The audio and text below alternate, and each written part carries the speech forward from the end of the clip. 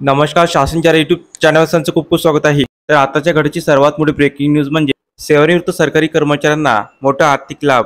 त्या संदर्भात व्हिडिओच्या माध्यमातून संपूर्ण अपडेट सविस्तर पाहण्याला सुरू करूया.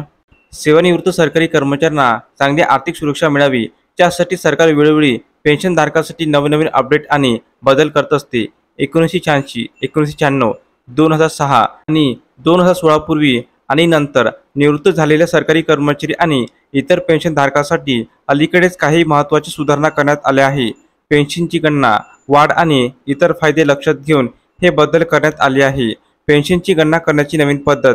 आता पेन्शनचे नवीन सूत्रानुसार पुनर्मूल्यांकन केले जाईल. महागाई भत्त्यात वाढमध्ये वार्षिक आधारावर सुधारणा करण्यात आली आहे.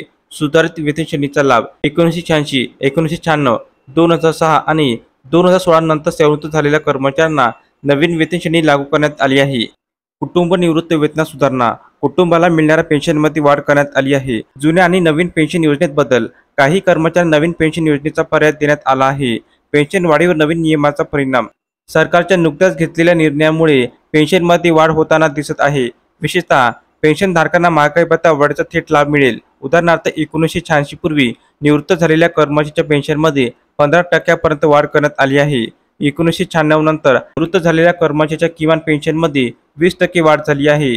2006 नंतर निवृत्त झालेल्या कर्मचाऱ्यांना सुधारित वेतन श्रेणीनुसार अधिक लाभ मिळत आहे. महागाई भत्त्यामध्ये काय बदल आहे? निवृत्त वेतनधारकांसाठी महागाई भत्ता हा महत्त्वाचा घटक आहे. तो काळानुसार बदलत राहतो.